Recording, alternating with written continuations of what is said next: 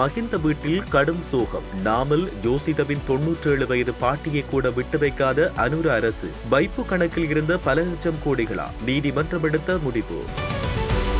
யாழ்ப்பாணத்தில் லஞ்சம் வாங்கிய காவல்துறை உயர் அதிகாரியின் மகன் விசாரணைகள் ஆரம்பம். கசிந்த ஆடியோ. இன்று அதிகாலை கட்டுநாயக்கவுக்கு கொண்டுவரப்பட்ட பயங்கர பொருள். கைதான வெளிநாட்டு பிரஜை கூறிய பரபரப்பு தகவல்கள். வீடொன்று சூட்சுமமான முறையில் உடைக்கப்பட்டு நகை பணம் என்பன திருட்டு. வெளிவந்த புகைப்படங்களால் பரபரப்பு. தொடர்ந்தும் வெள்ளத்தால் பெரும் ஆபத்தில் தமிழர் பகுதி. இராணுவத்தினரின் உதவியால் காப்பாற்றப்படும் பரிதாப நிலை. தொடரும் மனித யானை மோதல்கள். வீடுகள், பயன்தர மரங்கள் துவம்சம். கண்டுகொள்ளாத அதிகாரிகள். ஓயல் பரீட்சைக்கு தோற்றவுள்ள மாணவர்களுக்கு சற்று முன்னர் வெளியாகிய முக்கிய அறிவித்தல். பாராளுமன்றத்தை அதிரவிட்ட அர்ச்சுனா. இளஞ்செழியனுக்கு நடந்த மாபெரும் துரோகம். சபையில் பரபரப்பு. வீதி பாதுகாப்பை மேம்படுத்த அதிவேக துப்பாக்கிகள் அறிமுகம். இலங்கை வருகிறார் இந்திய பிரதமர் மோடி. கசிந்த ராஜதந்திர விவகாரங்கள்.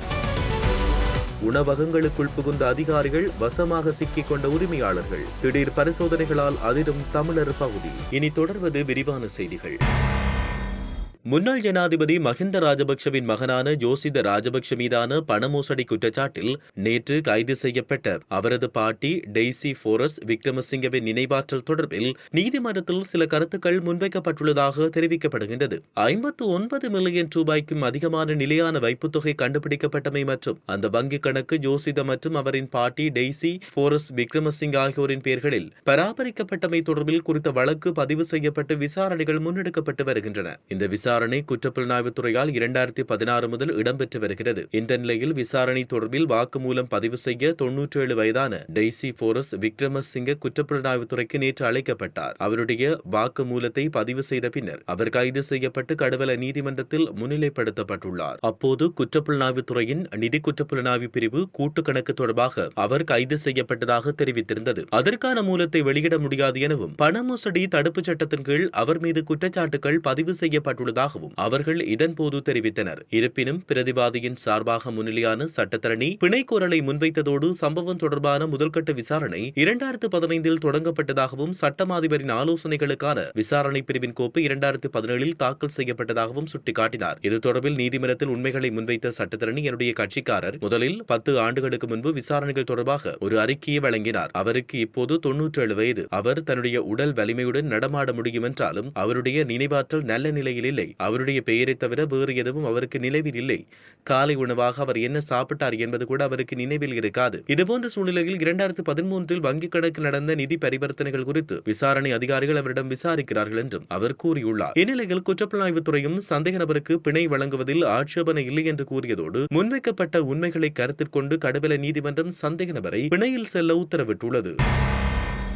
மது போதையில் வாகனம் செலுத்திய நபரின் வழக்கை முடித்து தருவதாக தெரிவித்து 20,000 ரூபாய் லஞ்சம் பெற்ற காவல்துறை அதிகாரியின் மகன் தொடர்பில் காவல்துறையினர் விசாரணைகளை ஆரம்பித்துள்ளனர். யாழ்ப்பாணத்தில் மது போதையில் முச்சக்கர வண்டி செலுத்திய நபர் ஒருவரை யாழ்ப்பாண காவல்துறையினர் கைது செய்தனர். குறித்த நபரை வெளியில் விடுவதாக கூறி காவல்துறை உயர் அதிகாரியின் மகன் 20,000 ரூபாய் லஞ்சம் பெற்றுள்ளார். இந்நிலையில் குறித்த நபரை காவல்துறையினர் நீதிமன்றத்தில் முற்படுத்திய போது நீதிமன்றத்துக்கு அந்த நபருக்கு 25,000 ரூபாய் தண்டம் விதித்ததோடு 1 மாத காலத்துக்கு சாரதி அனுமதி பத்திரத்தை இடைநிறுத்தியுள்ளது. இதையடுத்து காவல்துறை அதிகாரியின் மகனுக்கு பணம் கொடுத்த நபர் யாழ் மாவட்ட குற்றத்தடுப்பு பிரிவு காவல்துறையிடம் முறையிட்ட நிலையில் காவல்துறையினர் விசாரணைகளை ஆரம்பித்துள்ளனர். குஷ் போதைப் பொருளுடன் நாட்டிற்குள் நுழைய முற்பட்ட வெளிநாட்டு விமான பயணி ஒருவர் கட்டுநாயக்க விமான நிலைய வளாகத்தில் வைத்து கைது செய்யப்பட்டுள்ளார். சுங்க போதைப் பொருள் கட்டுப்பாட்டு பிரிவு அதிகாரிகளால் வருகை முனையத்தில் வைத்து சந்தேக நபர் இன்று அதிகாலை கைது செய்யப்பட்டார். சந்தேக நபர் 34 வயதுடைய தாய்லாந்து நாட்டவர் என்றும் தாய்லாந்தின் பாங்காக் நகரில் இருந்து கட்டுநாயக்கவுக்கு வந்ததாகவும் குறிப்பிடப்படுகின்றது. வீடொன்று சூட்சுமமாக உடைக்கப்பட்டு நகை பணம் என்பன திருடப்பட்டுள்ள சம்பவம் ஒன்று காரைதீவு போலீஸ் பிரிவில் உள்ள மாவடிப்பள்ளி பகுதியில் கடந்த செவ்வாய் இரவு இடம்பெற்றது. குறித்த சம்பவம் தொடர்பில் காரைதீவு போலீசாருக்கு கிடைத்த முறைப்பாட்டுக்கு அமைய சம்பவ இடத்துக்கு சென்ற போலீசார் புலன் விசாரணைகளை மேற்கொண்டுள்ளனர். ரமலான் நோன்பு காலம் என்பதால் வீட்டின் உரிமையாளர்கள் இரவு வணக்க வழிபாட்டுக்கு சென்று மீண்டும் வீடுகளுக்கு சென்று இரவு 12 மணியளவில் உறங்கிய போது குறித்த திருட்டுச் சம்பவம் இடம்பெற்றுள்ளமை ஆரம்பகட்ட விசாரணையில் தெரியவந்துள்ளது.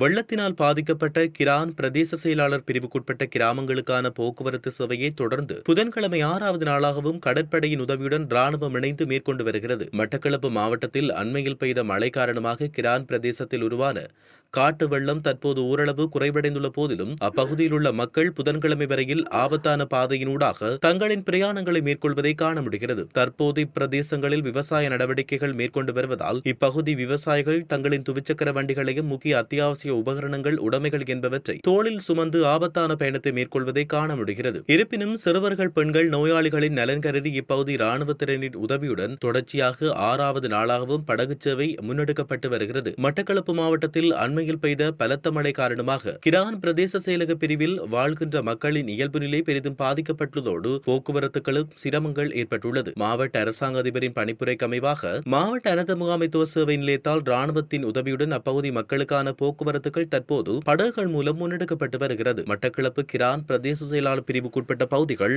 வெள்ளத்தில் மூழ்கியுள்ளதோடு கிரான், தொப்பிக்கல, கிரான் பாலம் ஊடான பிரதான போக்குவரத்து தடைப்பட்டுள்ளது.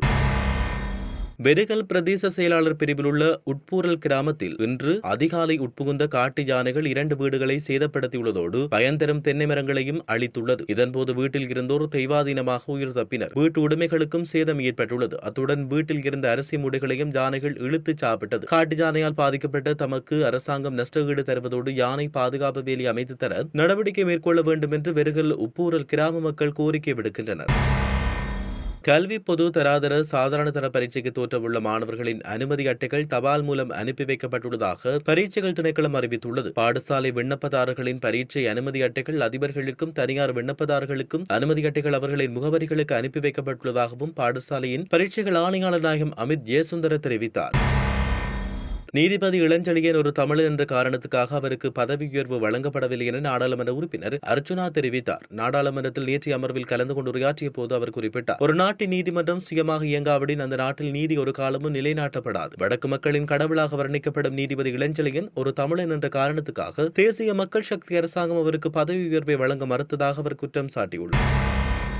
போக்குவரத்து விபத்துக்களை குறைக்கும் நோக்கில் அமெரிக்காவில் தயாரிக்கப்பட்ட ஸ்பீட் அண்ட் சாதனங்களை இலங்கை போலீஸ் பெற்றுள்ளது என்று போக்குவரத்து கட்டுப்பாடு மற்றும் சாலை பாதுகாப்பு இயக்குநர் தெரிவித்தார். இரவில் கூட வெற்றிகரமாக பயன்படுத்தக்கூடிய இந்த சாதனம் 1 கிலோமீட்டர் மற்றும் 200 மீட்டர் தூரத்தில் கூட ஒரு மோட்டார் வாகனத்தை பிடிக்கும் திறன் கொண்டது என அவர் தெரிவித்தார். மேலும் இதன் மூலம் பதிவு செய்யப்படும் வீடியோவை நீதிமன்றத்தில் ஆதாரமாக சமர்ப்பிக்க முடியும் என்றும் இதன் மூலம் வாகனம் ஓட்டப்பட வேண்டிய வேகம், ஓட்டுநர் புகைப்படம், வாகனத்தின் உரிமத்தகடு எண் உள்ளிட்ட பல தகவல்களை பெற்றுக்கொள்ள முடியும் என்றும் அவர் தெரிவித்தார்.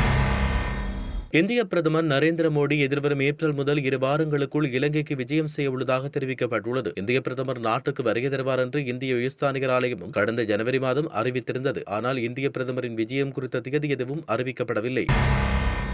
சாய்ந்தமருது சுகாதார வைத்திய அதிகாரி அலுவலகத்துக்குட்பட்ட கடற்கரை வீதியில் உள்ள உணவகங்கள் திடீர் சோதனைக்குட்படுத்தப்பட்டதோடு QR ஸ்டிக்கர் ஒட்டப்பட்டது. சாய்ந்தமருது சுகாதார வைத்திய அதிகாரி டாக்டர் ஏ மதனின் ஆலோசனை மற்றும் வழிகாட்டலில் பொது சுகாதார பரிசோதகர் மற்றும் டெங்கு களத்தடுப்பு பணியாளர்கள், பல்நோக்கு அபிவிருத்தி உதவியாளர் முதலானோர் இதில் கலந்து கொண்டனர். இதன்பொழுது மனித நுகர்வுக்கு பொருத்தமற்ற வகையில் உணவை கையாண்ட உணவக உரிமையாளர்களுக்கு ஆலோசனை வழங்கப்பட்டதோடு அந்த உணவகங்களில் கடமை புரியும் ஊழியர்கள் கட்டாயம் மருத்துவ சான்றிதழ் பெற்றுக்கொள்ள வேண்டும் என்றும் பொது சுகாதார பரிசோதரால் அறிவுறுத்தப்பட்டது. மேலும் பொதுமக்கள் உணவு கையாளும் நிறுவனங்களில் ஏற்படும் சுகாதார சீர்கேடுகளை உடனடியாக அறிவிப்பதற்கு QR ஸ்டிக்கரும் உணவகங்களில் ஒட்டப்பட்டுள்ளதால் பொதுமக்கள் தங்களின் முறைப்பாடுகளை QR செய்வதன் மூலமாக உணவகங்களில் ஏற்படும் பிரச்சனைகளுக்குரிய தீர்வை பெற்றுக் கொள்ள முடியும் என சாய்ந்தமருது சுகாதார வைத்திய அதிகாரி டாக்டர் ஜே மதன் குறிப்பிட்டார். இதேவேளை சாய்ந்தமருது சுகாதார வைத்திய அதிகாரி அலுவலகத்துக்குட்பட்ட உணவகங்கள் மற்றும் நோன்பு கஞ்சி தயாரித்து விநியோகம் செய்யும் பள்ளிவாசல்கள் முதலானவை பரிசோதனைக்குட்படுத்தப்பட்டன. இதன்பொழுது உணவகங்களில் மனித நுகர்வுக்கு பொருத்தமற்ற முறையில் உணவை கையாண்ட 2 உணவக உரிமையாளர்களுக்கு எதிராக சட்ட நடவடிக்கை மேற்கொள்ள தீர்மானிக்கப்பட்டதோடு மனித நுகர்வுக்கு பொருத்தமற்ற உணவு பண்டங்கள் பறிமுதல் செய்யப்பட்டு அந்த உணவு பண்டங்கள் உணவக உரிமையாளரின் அனுமதியுடன் அளிக்கப்பட்டது. மேலும் பொதுமக்கள் உணவு கையாளும் நிறுவனங்களில் ஏற்பட்டுள்ள சுகாதார சீர்கேடுகளை உடனடியாக அறிவிக்க QR ஸ்டிக்கரும் உணவகங்களில் ஒட்டப்பட்டுள்ளமை குறிப்பிடத்தக்கது.